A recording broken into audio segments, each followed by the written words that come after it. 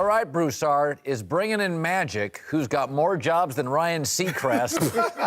Is that a good decision for the Lakers? There are people around the league questioning whether or not Magic has the time or will make the time to do it. Basketball ops is a real job. Yeah, he's got, exactly. But I do think it was a good job, or good hire, because I think one thing about Magic, he's a leader. Nobody can deny that he's a leader, and I believe he can delegate authority. I like what I'm hearing so far. There's talk that they might hire Rob Pelinka as the GM. That's Kobe Bryant and James Harden's agent. Longtime agent, very intelligent. The one agent in the league that's made this transition, Bob Myers in Golden State. He's been golden, so no pun intended. So if Rob can do that, you heard Arn Tellem's name mentioned as well. So I like that. Ryan West. Now, Magic purged the front office. Yeah. Mitch Kupchak, Jim Buss, John Black, the longtime PR guy, 25 years. I hate to see him go, but he kept Ryan West, who's Jerry West's son. He's the assistant GM. So I think so far I'm hearing that he's putting basketball people in place to do the dirty work. Magic's not going to do the dirty work. Hire the right people to do that. Shouldn't I be worried, though, Jim, that Rob Pelinka and Arn Tellem, that's Kobe's former and Kobe's current agent. So I got a former Laker and then a former Lakers agents and Jerry West's son. It feels like a lot of rear view mirror. But Jerry West was rear view mirror, and he was one of the greatest GMs in history. Well, here's the thing, too, and Jeannie Buss said this, that it's not going to be, we don't want anybody that wants to try to recreate Showtime, which you shouldn't, because this is a new era, this is a new generation. What you need from Magic's perspective is, and we talked about this on your show, is that you can't fall in love with the deal. Because if you fall in love with the deal, it clouds your judgment on the best decisions you need to make in regards to who you're going to bring in. I thought the decision to make a move was smart right now, because now you got a chance to evaluate your talent going into the end of the year, get ready to get a GM, evaluate the draft, and then move forward. So timing-wise, I thought it was excellent.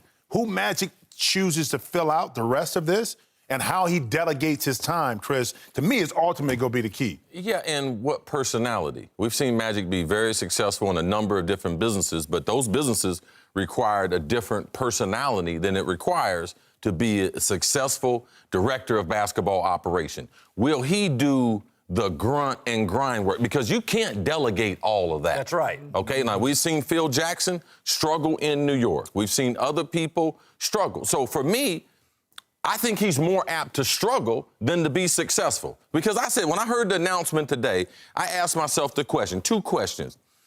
Is San Antonio and Golden State concerned about the Lakers? Don't answer. Is LeBron or anyone in the East concerned about the Lakers? Don't answer. We know the answer to that. So for me, are you getting actually closer to a championship? Or are you moving sideways? Now, eventually, they had to get rid of Jim Buss. So they didn't go backwards, but did they go sideways? Well, I mean, Danny Ainge has done a nice job, and Larry Bird did a nice job, and Joe Dumars did a nice job. Those guys have worked. Larry Bird, I think, is a similar comparison. Yes. But also those guys I don't know how much dirty work They didn't do it at Boston, though. It's different. Those guys True, but But also some of them did a better job coaching. Well, when Larry coached, though, Larry Larry was straight delegate. I had my offensive coordinator, and I got my defensive coordinator. And Larry was just the legend, and it worked. Okay, but Larry, Dumars, and Ainge aren't worth $500 million. They don't own baseball teams or portions of it. My concern is, think about the NFL. Outside of Belichick, it's almost impossible to be coach and GM in the same building.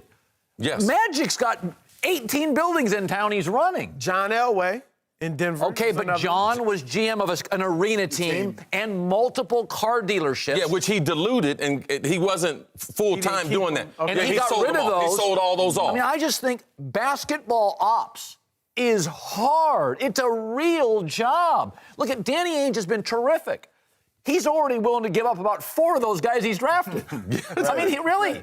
I mean, no, Danny's had his struggle. He's excellent. Yeah, there's no question.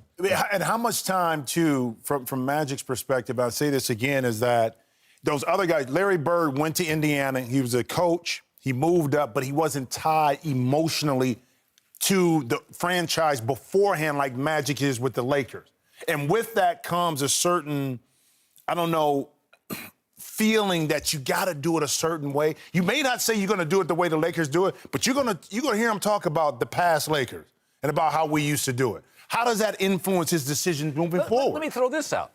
I grew up with Magic. Like, that's the poster on the wall guy for me. But the current free agents who are coming off their first contract, the Karl Anthony Towns in a couple of years, if he ever went to market, they were Kobe guys.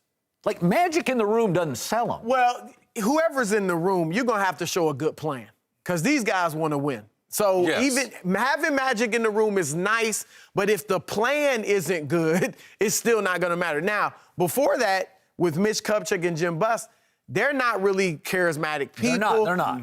So that was really a turnoff for players. Magic won't be a turnoff because everybody loves him and obviously very he's likable successful. guy. Yeah, but he's still going to have to come up with a great plan to get these free agents. All to right. go to.